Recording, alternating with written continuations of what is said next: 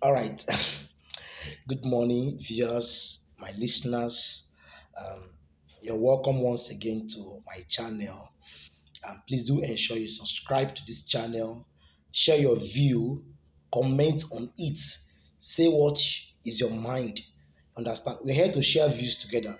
So it's not only me talking. Say what is in your mind. Say what you have to say about the point I want to share. So previously we talked about an introduction to this channel, and we said that the goal is to educate people, especially Christians, not just Christians, young Christians, on the importance of political participation.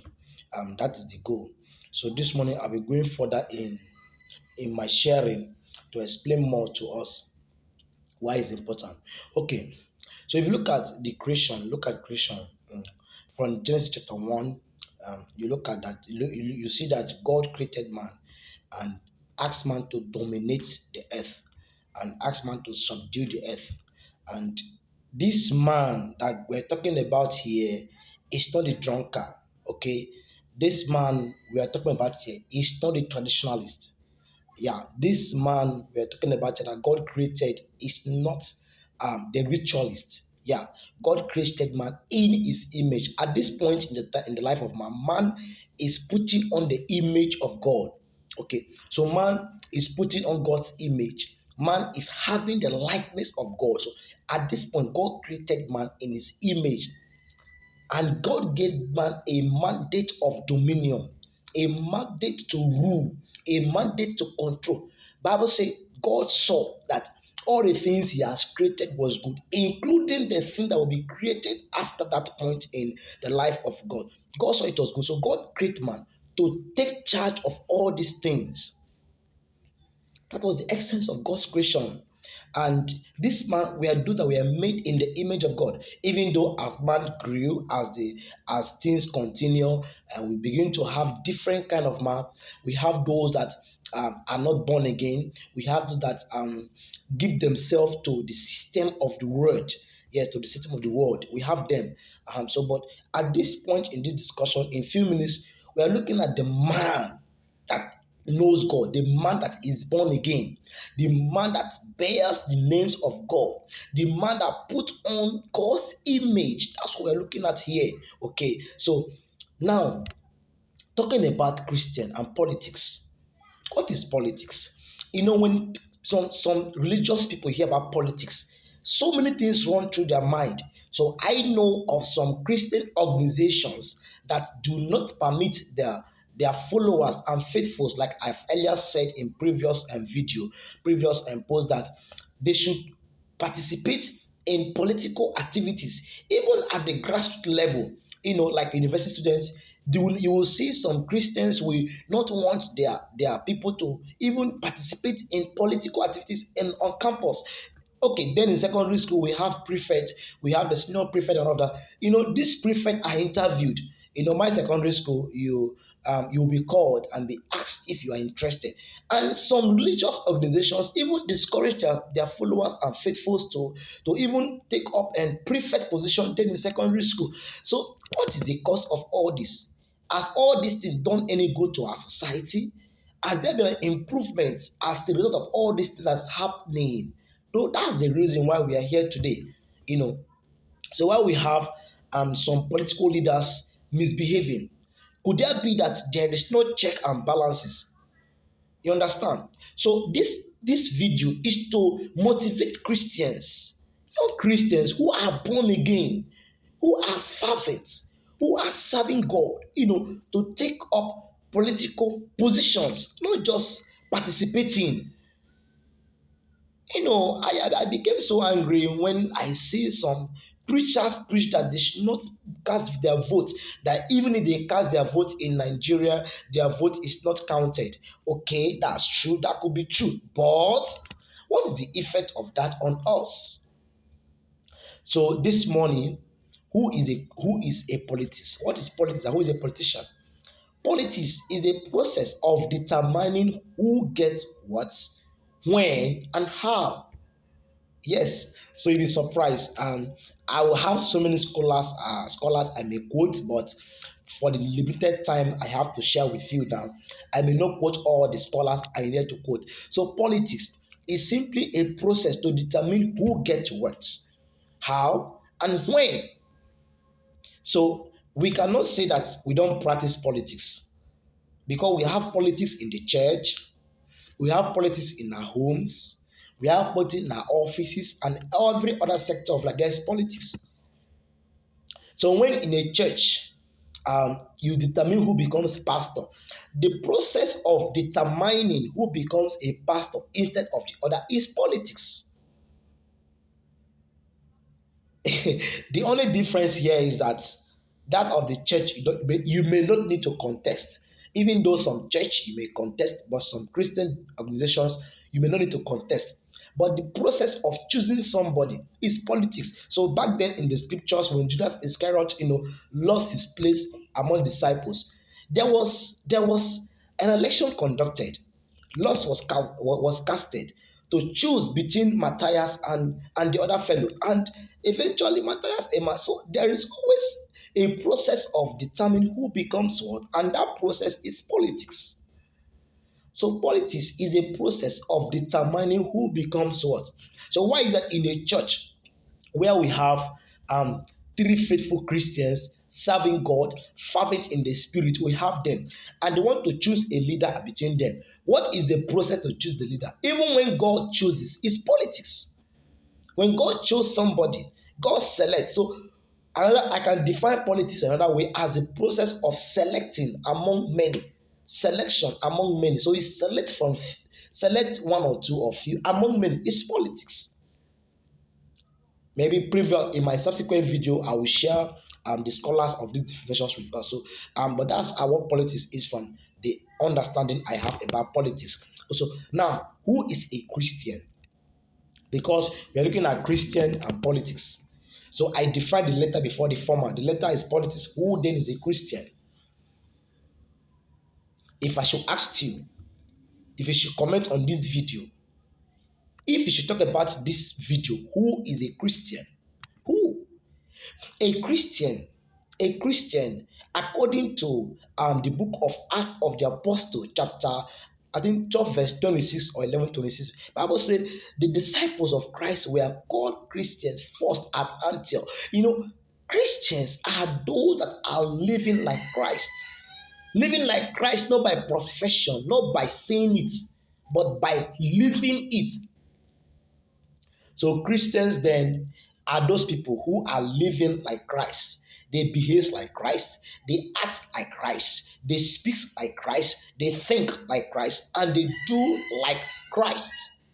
And for all these things to be possible in the life of a man, such a man must have had a point, come to a point in his or her life that he or she acknowledges his sins, because we are told in Romans chapter 3 verse 20 that all have sinned and come short of the glory of God. So that person must have in a point in his or her life confesses his sins and has forsaken his sins and believe the Bible and believe in the principles and the doctrines of God, and he or she hold on to these teachings very, very well, such a person is a Christian. So Christian and politics. So the question is, can you be a Christian and still be a politician? In my next video, I will share my life experience with you. So a Christian can still be a politician. A Christian can still cast his or her vote. As a matter of fact, Christ on earth teaches that we should display, we should play our civil responsibility, we should discharge our civil duty, and it's one of our civil duty to cast our vote. Yes, it's our duty to cast our votes. Even if you say you don't cast it, I interviewed a particular denomination, and one of the members of that, and he was telling me why they don't cast their vote, why they don't participate in election. I just laughed, and he said that the system of this world is not of God and all of that, and she said so many things. I asked a Christian, Okay, now that you do not cast your votes, do you know that you not casting your vote can even deny you as a Christian, can deny to be a Christian, can threaten your Christian faith? Do you know that? So if you have refused to cast your vote because of what they teaches in your church, or you don't want to participate because of what they taught in your church, good. And today, look at Nigeria today. Look at the level of increase in the prices of things. Look at insecurity in Nigeria.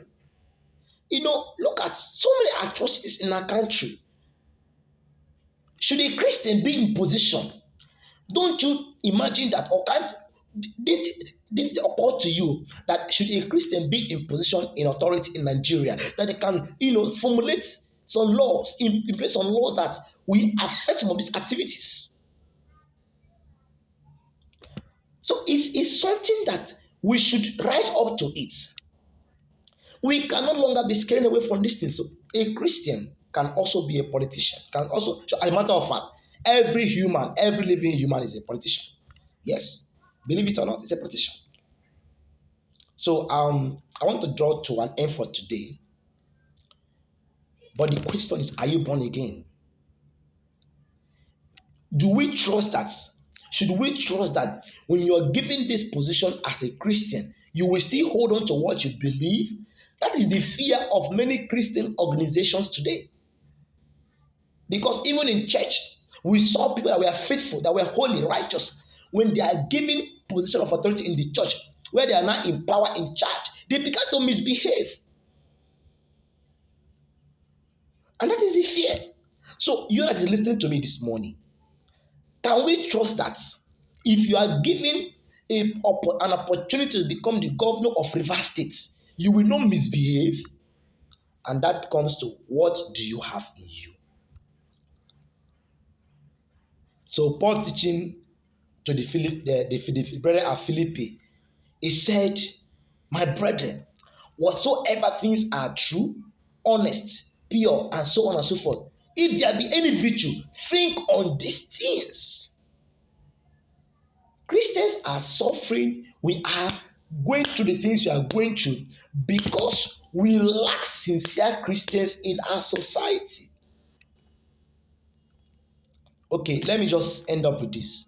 Many Christians are now speaking about Osibanjo and His Excellency and um, His Excellency Yemi Osibanjo, the current vice president of Nigeria. They say he's a Christian, he was a pastor, and this and that and that. Okay, imagine Osibanjo is a Christian, and the president is a Muslim. President Buhari is a Muslim.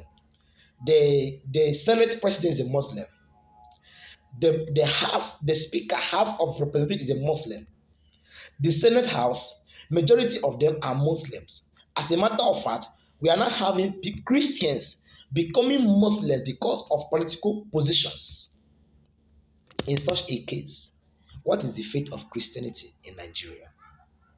If God do not help us, what is our fate? So my point this morning is, those of you that are born again and you have the desire, you have the passion to be in politics, please stand up. Let's come together. Let's connect ourselves. We can start brightening our various corners, and in a very short time, things will become better than it is today. So I really want to say that we should rise to our feet. We should stand up to our feet. We must not let things continue the way it is. So I'll be sharing on this channel maybe once in 2 weeks, as though God will help me, why Christians should participate in politics. So this morning I have achieved one thing, and that is I have let you know who is a Christian and what is politics. So my dearly viewers and my listeners, and I want to share this video to the whole world. Share this video. Let us talk about this. Let us come together. Comment, what's your view about Christian and politics?